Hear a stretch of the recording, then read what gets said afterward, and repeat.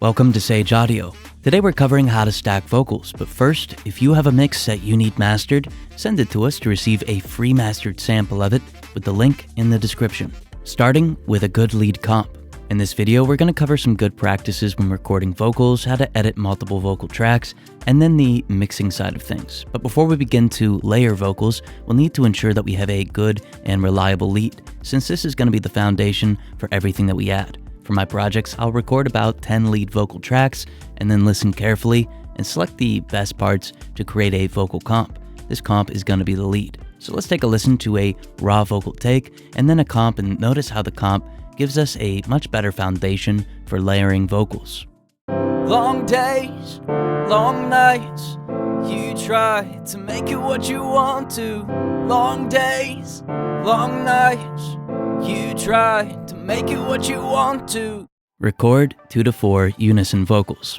Next, I'm going to record 2 to 4 unison vocals on top of it. In other words, vocals that are as similar to the lead as possible. The main difference is going to be the sibilants and transients, which I'll want to be a little softer to help these vocals blend in. If the transients of the vocal aren't perfectly aligned, we'll more easily hear timing differences, so having the vocalist hold back on these is going to help a lot.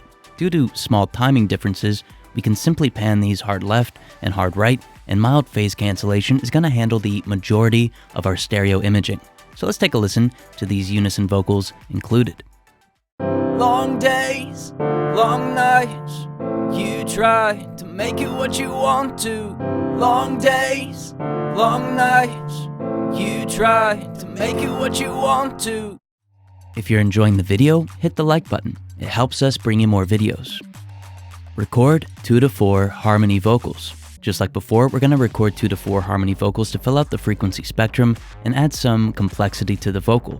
I want these to be even subtler than the unison vocals, so I'll reduce their level to blend them in. Now, there's no exact answer as to what to record. Here you're going to have to be creative and try some different harmonies out. Again, I'm going to pan them, but maybe not full left and right, to help differentiate them a little from the unison vocals. So let's take a listen to these added in.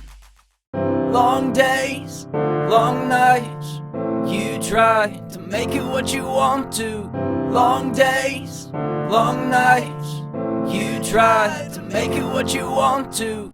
1 octave lower and higher unison. Right now we should have somewhere between 5 to 9 vocal tracks, but let's add 2 more. A low and a high octave vocal that's nearly identical to the lead in everything except pitch. We could also simply duplicate the lead and shift it down and up an octave. I'll record these octaves in instead to create a more natural sound, but you can handle this however you want. Let's take a listen to how these fill out the frequency spectrum even more. Long days, long nights, you try to make it what you want to. Long days, long nights, you try to make it what you want to. Only a small percentage of people that watch our videos are subscribed, so if you're enjoying the video, consider subscribing. It's free, and you can always change your mind. Editing and time alignment. When editing, we could use time alignment or flex pitch options in our DAW, but to my ear, this is going to add a lot of unwanted artifacts. So I typically choose to align these manually. To speed up this process, find the cut tool in your DAW and isolate each aspect first. Then go back and start realigning each segment. Once this is done, listen closely and start adding crossfades where it's needed. While we're editing, we can also find sibilants either by listening or zooming into the waveform and noticing where we have higher frequencies, which will be represented as dense clusters of waveforms. With Clip Gain, we can reduce these, or we could just use a de-esser later on. So let's take a listen and notice how aligning these creates a cohesive sound. Long days, long nights, you try to make it what you want to. Long days, long nights, you try to make it what you want to. Heavy de-essing for timing. Like we covered last chapter and in chapter 2, we'll want to control sibilants and aggressive transients. So let's use a de-esser to attenuate these aspects in all of the BGVs. In addition to helping with timing, more sibilants than what's already present in the lead really isn't needed. So let's listen to our BGVs with and without de-essing and notice how it improves the quality and the timing. Also, I'm going to start including processing to my lead to make the remaining demonstrations of this video a little more indicative of a real session. Long days, long nights, you try to make it what you want to. Long days, long nights, you try to make it what you want to. Heavy compression on BGVs. Another thing that's going to affect the timing and cohesion of our BGVs is the dynamics. For BGVs, we really don't need them to be that dynamic. So let's compress them heavily and with smooth settings like optical emulation, soft knee, and a longer release. Let's listen and notice how the BGVs become denser, more cohesive, and blend with the lead much better. Long days, long nights, you try to make it what you want to. Long days, long nights, you try to make it what you want to. If you're enjoying the channel, join the community with the link in the description. Utilize aggressive tuning and chorusing. Similar to using heavy compression, we can add aggressive tuning and chorusing without the two effects seeming too aggressive to the listener.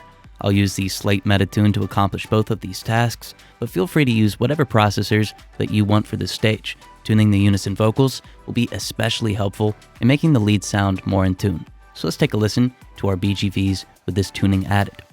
Long days, long nights, you try to make it what you want to. Long days, long nights, you try to make it what you want to. Medium length, mid-frequency reverb. If we want our unison vocals and harmonies to blend in more, let's use medium length reverb and isolate the reflections to just the mid-frequencies. Then I'll reduce the pre-delay to reverberate the full signal, to further reduce transients, and then add some modulation somewhat similar to a chorus effect. So let's check out how this reverb further blends the vocals in, and let me know in the comments if you'd prefer to use more drastic reverb effects on your BGVs. Long days, long nights, you try to make it what you want to. Long days, long nights, you try to make it what you want to. Include BGVs and lead vocals bus. For this last chapter, I've created a vocal bus for my lead, which includes some additional processing like mild compression and some EQ. I'm also going to route all of my BGVs through this vocal bus to show how combining the lead and BGVs helps make them cohesive. This is especially true of compression. When we send our BGVs and lead to the same compressor, we'll affect all of their timings in the same manner due to uniform attenuation of all the signals. So let's listen to this final step and notice how the very distinct lead that we started with now blends in seamlessly with multiple and complex additional vocals. Long days, long nights, you try to make it what you want to. Long days, long nights, you try to make it what you want to. If you have a mix that you need mastered, send it to us to receive a free mastered sample of it with the link in the description. Thank you so much for watching.